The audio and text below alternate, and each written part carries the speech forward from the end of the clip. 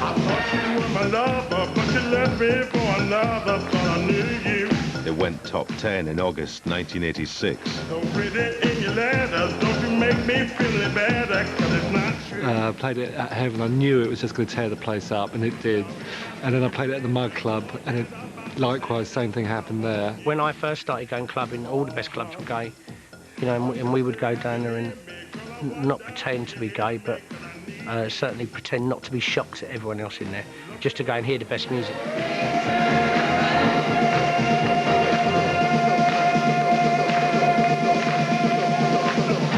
DJs who played house in straight clubs in London got a less enthusiastic reaction.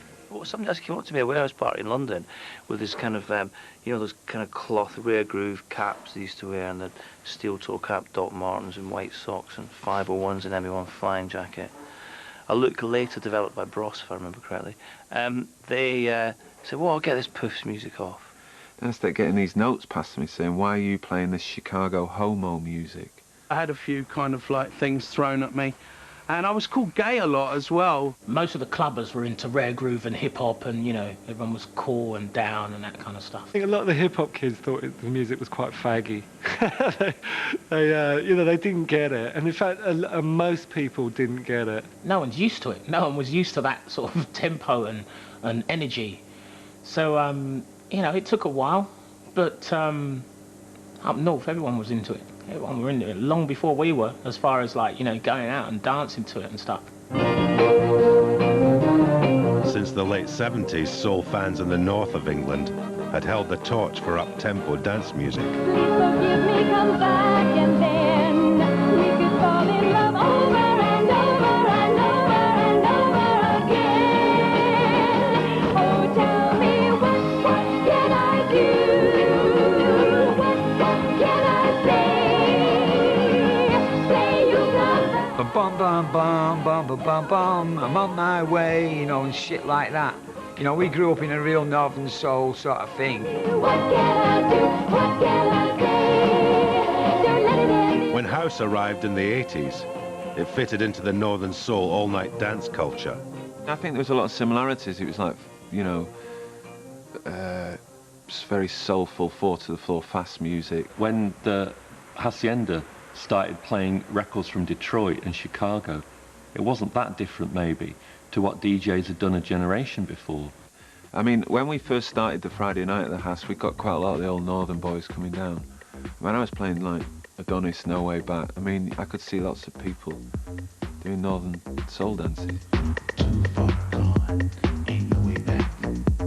Opened by Factory Records in 1982, the Hacienda was modelled on New York clubs, like the Danceteria.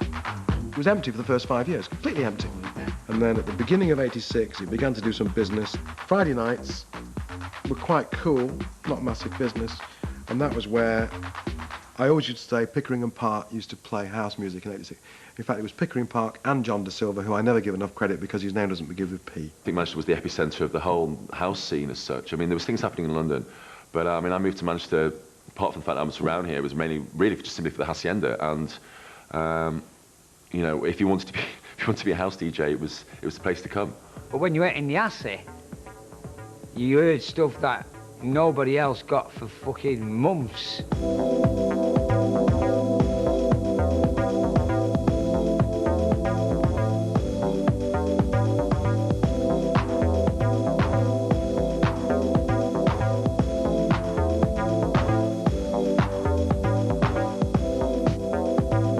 As more Chicago house trickled into the UK, DJs up north embraced this new black dance music from America.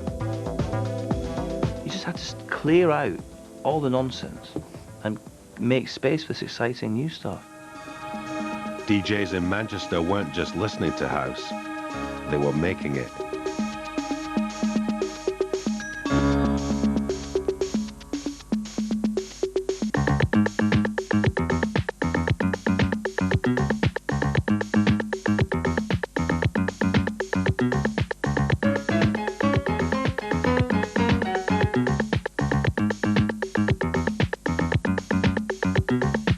I think we had the first British house single. That's the original sleeve, which we bagged ourselves from a little room in Islington in London.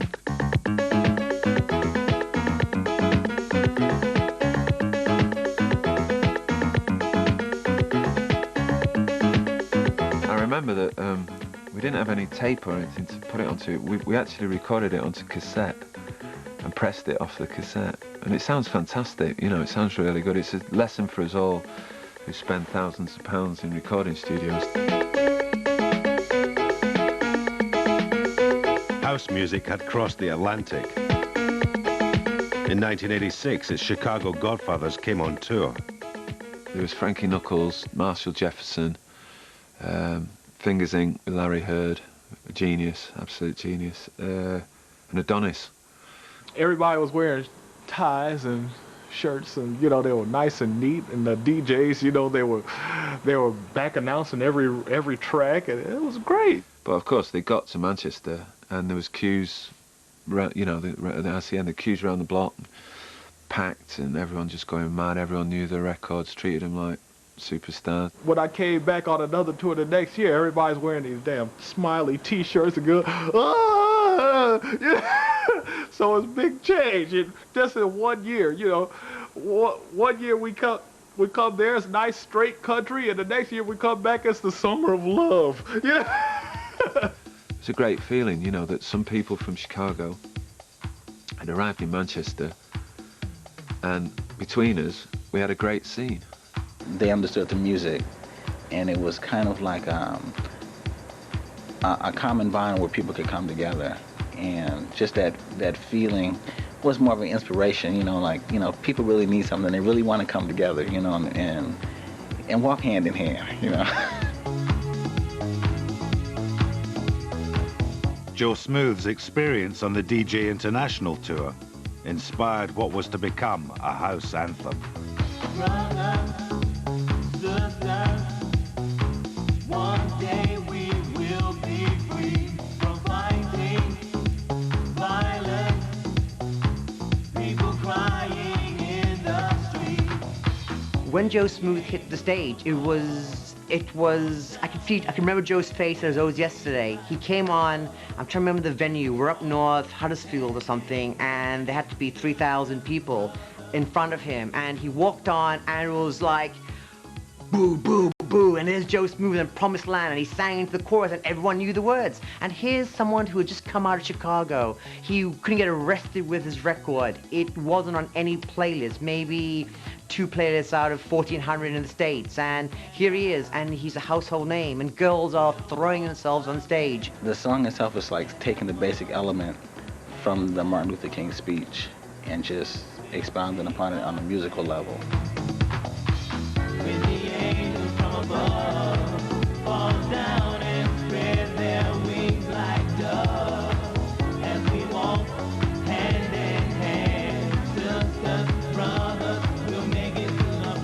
And remember, the same time as Joe Smooth, this is a great irony. The same week, the same month, the same day as Joe Smooth had the track Promised Land on the streets, the Style Council released a cover of Promised Land. Brothers, sisters, one day we'll all be free from fighting violence. If the Style Council hadn't released, we would have gone, without question, top 5, maybe number 1. But because, again, the might of the majors, they're buying this piss-poor imitation, you know, of a great classic. I don't think there's another version that maybe would capture the emotion and the feeling behind the song the way the original version does. We had the white artist adopting, almost hijacking a sound because they knew it was the sound of tomorrow.